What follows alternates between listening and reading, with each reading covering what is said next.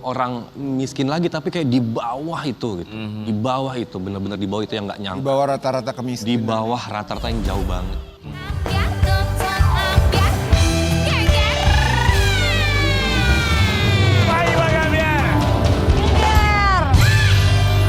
Ini juga nggak kalah awet mudanya, sampai sekarang nggak berubah wajahnya. Aktor yang dari dulu sampai sekarang begitu terus mukanya. Begitu terus ya. Ini Duda kan ya? Belum pernah nikah. Justru dia lagi cari calon istri. Di pagi-pagi biar kita hadirkan ini dia, Kiki Farel.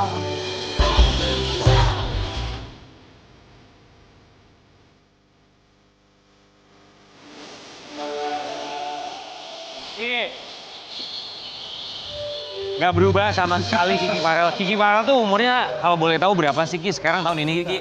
Karena terlihat awet muda, kita pengen tahu. Iya, nggak ada kerutan sama sekali. Berapa umurnya sebenarnya jujur? 86. 40 tahun. Ih, nggak kelihatan lagi. Belum dong, bulan apa? Bulan Mei. Bulan Udah, 40 Udah, tahun. 40. 40 tahun nggak 40 kelihatan. tahun. Welcome to Iya, 40s nggak, maksudnya Club. 41. Ya 41. Mukanya tuaan siapa tapi? Karena beda setahun ya. Aku nggak pernah treatment, aku nggak pernah perawatan, apalagi operasi. Oh pantes, Aku dia juga bilang nggak perawatannya pernah biasa perawatan. Pantes mukanya kayak gini.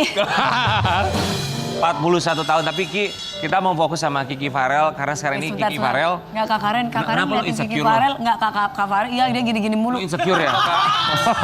Kenapa? Tunggu kehadiran saya di bulan Januari. Kenapa benang lagi ya? Dia mau gini mukanya, mau diginiin. Mau Kiki, ditarik ke atas. Awet muda, tapi sekarang ini kan Kiki juga lagi sibuk ada program Sehari Jadi Ratu ya. Iya. Di program itu, ini memang program yang begitu humanis. Dari jadi raja dong kan dia ininya. Iya ya, tapi ini kan perempuan-perempuan yang didandani. Narasumbernya, Bintang tamunya. bintang tamunya perempuan sini. Oke. Segala macam background kehidupannya. Nanti boleh cerita dari program yang begitu humanis apa yang didapatkan Kiki Farel. Tapi sebelumnya kami ucapkan terima kasih. Kita mau kasih lihat ini dia kisah Kiki Farel yang awet muda dengan program yang begitu humanis. Sehari Jadi Ratu. Ini kan program yang menampilkan sisi lain dari seorang Kiki Farel, humanis ya. Dari program ini tuh Kiki Farel belajar apa? Ya di program ini aku banyak belajar kalau ternyata kayaknya hidup kita tuh setidaknya harus berguna buat orang lain walaupun ya hanya sedikit gitu sih. Karena memang banyak banget orang-orang yang aku temuin tuh yang udah bukan orang miskin lagi tapi kayak di bawah itu gitu. Di bawah itu, bener-bener di bawah itu yang nggak Di nyangka. bawah rata-rata kemiskinan. Di bawah rata-rata yang jauh banget. Ada yang rumahnya itu tadi di tengah-tengah itu kayak empang gitu, kayak bukan kali ya, empang gitu. Entahlah itu rawa-rawa atau apa gitu dengan kayak gazebo aja gitu yang udah rusak kayak gitu. Gak punya kasur, gak punya... Tapi program kamu tuh Sehari Jadi Ratu memang bagus sekali sih ya. Bisa menciptakan siapapun gitu punya kesempatan untuk mereka layak jadi ratu siapapun juga. Didandanin gitu ya? Didandani. Dari semua mereka ini, para wanita tangguh di program Sehari Jadi Ratu, ada nggak kisah yang mungkin menurut kamu, ya semua kisah pasti unik, tapi menurut kamu ini perjuangannya paling luar biasa? Banyak cerita unik, banyak juga cerita-cerita yang mirip banget sama kisahku gitu. Misal? Misalnya ada seorang ibu, namanya Ibu Komala, dia tinggal di belakang rumah sakit Darmais. Nah itu ketika aku dapat callingan syuting aja, malamnya aku langsung kayak ke-trigger gitu.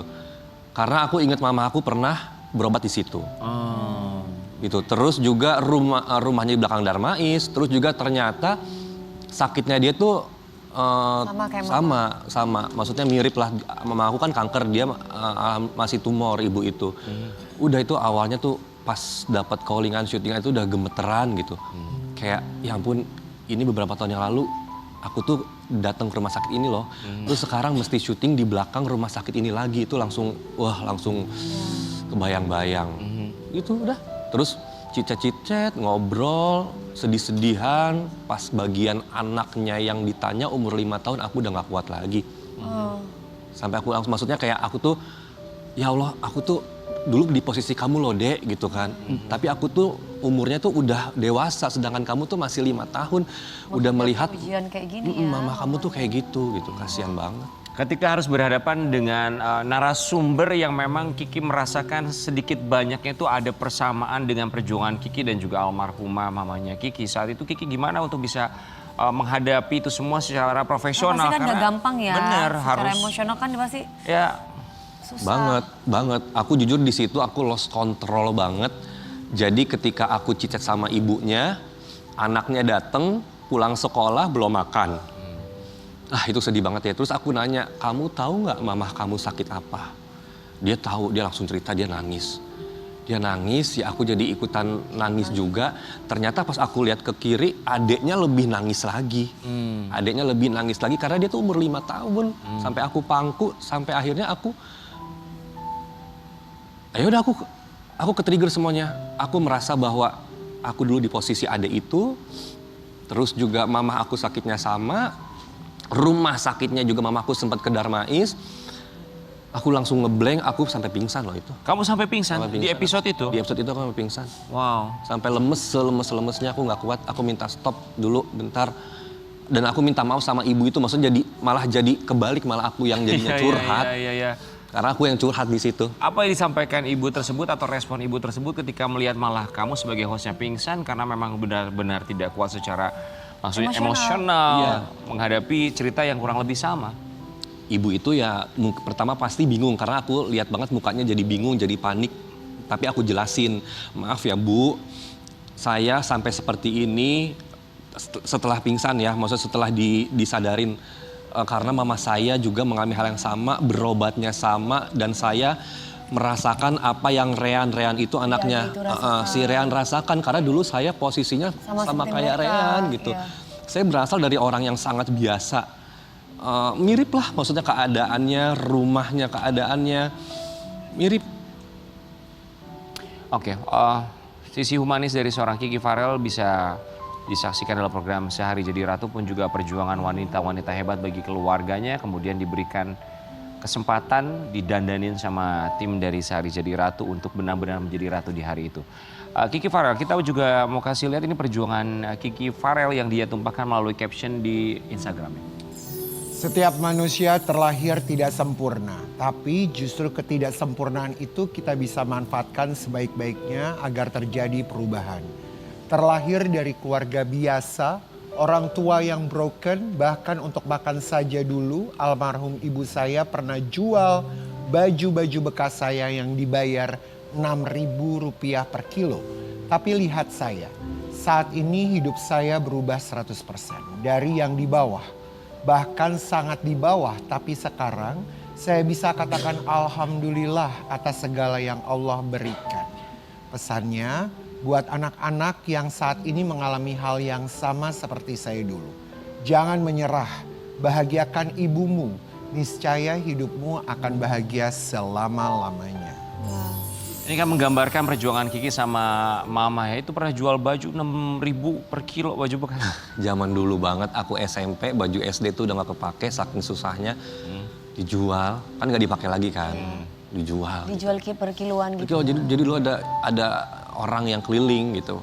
Maksudnya yang mau jual bajunya gitu. Dulu ada, zaman dulu tuh di daerah rumahku ada. Iya. Ki, perjuangan almarhum mama untuk membesarkan kamu juga begitu luar biasa. Apa perjuangan dari almarhumah Mama Dahlia yang sampai dengan sekarang kamu tuh nggak akan pernah bisa lupakan, yang menurut kamu ini perjuangan terberatnya dia selama hidup? Wah, banyak sih, banyak banget. Maksudnya aku nggak bisa ngomong apa, pokoknya semuanya dari aku lahir sampai sekarang. Apa ya? Ya kalau nggak mamah yang kuat, aku mungkin nggak ada di sini gitu. Karena mama nggak pernah nunjukin dia susah, nggak pernah nunjukin dia nangis. Tapi Dia kamu support. paham dan peka gitu keadaan yang waktu itu ya. Iya, paham. Aku paham kondisinya. Papaku menghilang waktu tiba-tiba, tapi mamaku nggak pernah. Walaupun nggak pernah cerita. Nggak pernah cerita gitu, nggak pernah cerita. Gitu. Oke. Kita tahu namanya Kiki Farel ini begitu dekat sekali sama almarhumah mamanya, tapi ini juga menjadi pertanyaan bagi kami, tapi coba untuk memahami apa yang dilakukan dengan baju-baju milik almarhumah. Kiki Farel rela menjual semua baju almarhumah mamanya karena tidak mau larut dalam kesedihan. Oh jadi semua baju-baju Dijual? almarhumah dijual. Bukan dijual sih, dikasih ke adiknya mama sama sepupu-sepupu aku yang udah lebih dewasa dari aku. Nggak ada yang kamu simpan sama sekali? Nggak ada, aku nggak mau. Mau nyimpen satu baju Satu kali aja? mungkin. Nggak, aku nggak suka menyimpan kesedihan. Aku tuh orangnya kan romantis banget kan, jadi aku apa-apa yang bikin sedih, bikin galau aku lupain gitu. Makanya waktu gimana ya, aku tuh pokoknya di depan mama tuh berusaha yang waktu mama masih ada ya, nggak apa ya, nggak stres, nggak apa gitu.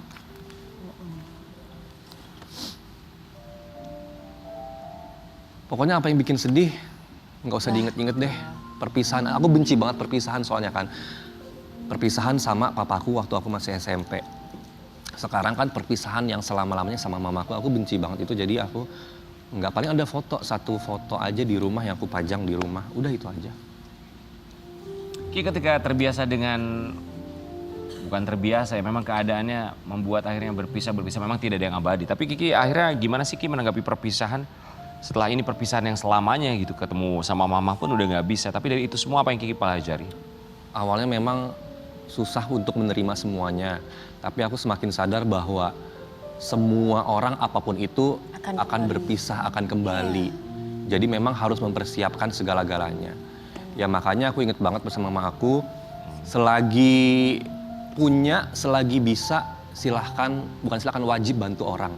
Walaupun cuman kayak Rp1.000 deh gitu. Iya. Iya. Kayak gitu. Perpisahan itu pasti, tapi belum tentu semua orang siap dengan perpisahan. Betul. Atau support temen misalnya, apapun itu. Support temen punya usaha kita support.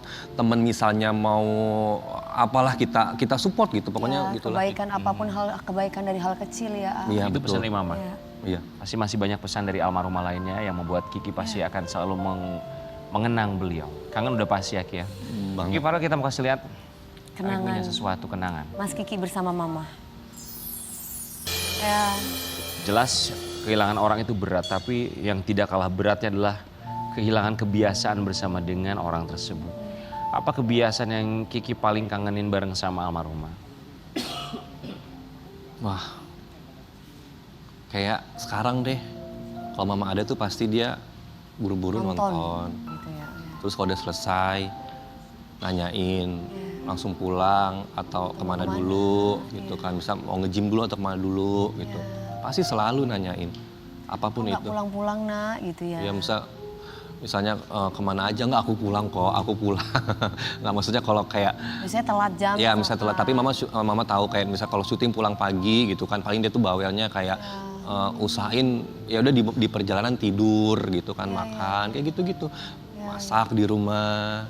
Jadi ingat mami kita ya guys, mami tuh di Jember lagi nonton loh. Mama aku juga pasti lagi nonton. Selamat pagi Mama. Kiki kalau lagi kangennya banget, terakhir kangen banget sama Mama pas momen lagi apa Ki? Kepikiran, keingetan. Momen Kan apa pasti saja? ada momen-momen Kiki itu kangen sama mama. Atau lagi berat menghadapi hidup kemudian ingat sama Mama? Apa ya? Ya sebelum mama sakit kan kita sempat syuting bareng ya. Maksudnya mama tuh alhamdulillah aktif syuting juga tuh setelah aku ikut kontes nyanyi itu loh di TV sebelah. Jadi tuh kangen aja. Bahkan mungkin seharusnya mama ada di sini mungkin. Kiki, kita punya sesuatu untuk Kiki Farel. Beautiful. Iya. Kalau mama ada di sini mau ngomong apa, Kiki? Di samping kamu, duduk sama kamu sekarang.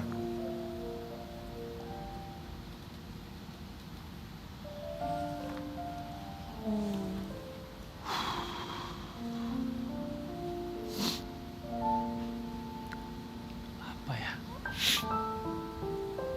Aku sendiri tuh nggak tahu harus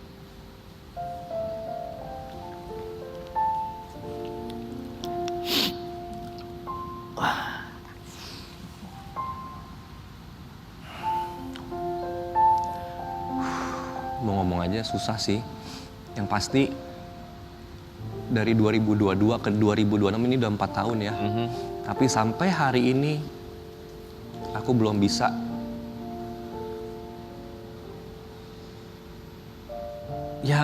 belum bisa aja nerima. Kayak sekarang aja mau, tadi Kak Karen nanya mau ngomong apa, aku nggak tahu mau ngomong apa, bingung, berat gitu. Yang pasti pengen ada mama aja, pengen lebih membahagiakan mama, pengen bisa memberikan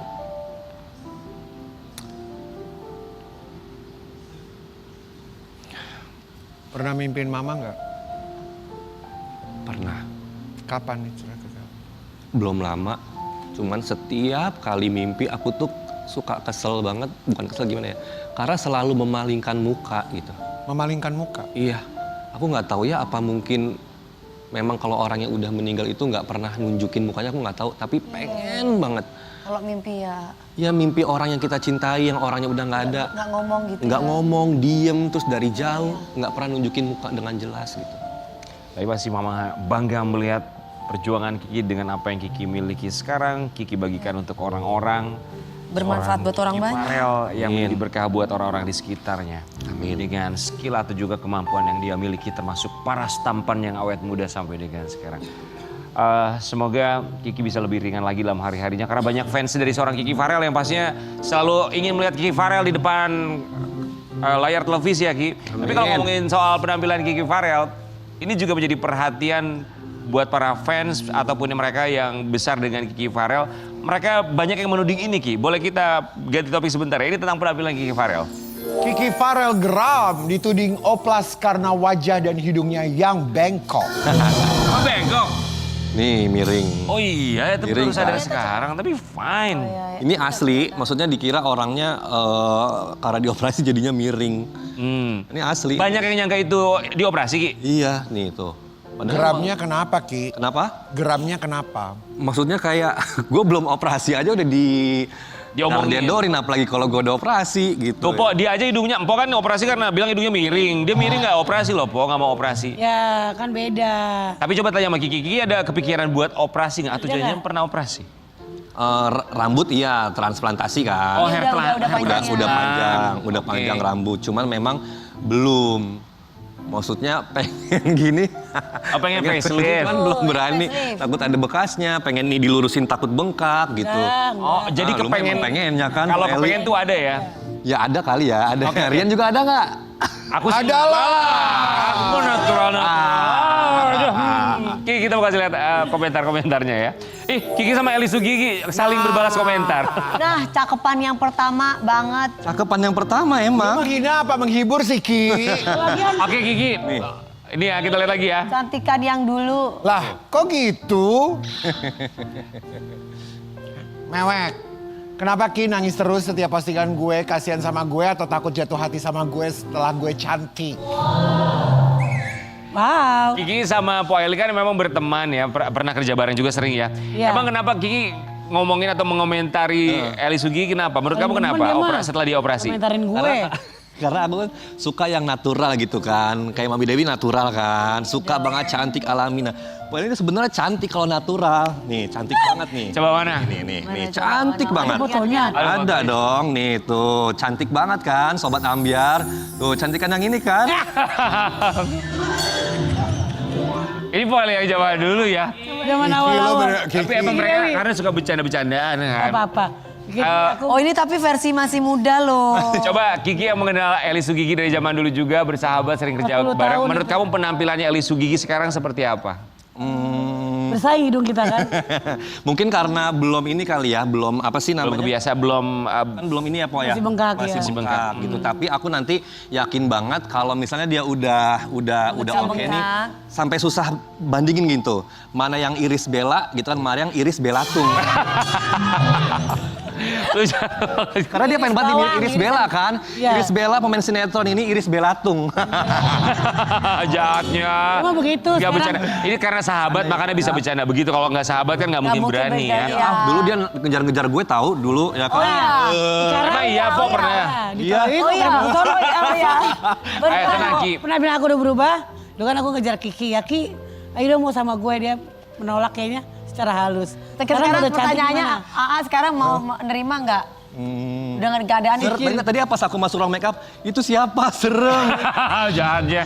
Masih diperbankan. Kiki, tapi kita Aku masih takut nih. meminta buat Sobat Ambiar, jangan lupa juga kita masih terus membuka polling Iya. kami di Instagram kami @pagi-pagi Ambiar Transtv siapa Corp. yang paling awet muda? Ya, silakan pollingnya, ntar kita buka di sana. Kita akan umumkan di akhirnya nanti ya, di akhir segmen nanti Dan ya. jangan lupa selalu nonton ya untuk Ya, acara aku Sehari Jadi Ratu hari Minggu jam 4 sore. Sehari. Aku jadi co-hostnya dong. Kenapa? Udah cantik aku jadi co-host. Yang ada nanti lu yang diratuin. Sobat Ambiar, siapa bintang tamu kita berikutnya yang juga nggak kalah awet mudanya dibandingkan dengan dua bintang tamu pertama? Saat lagi tetap di Pagi-Pagi Ambiar. Geger.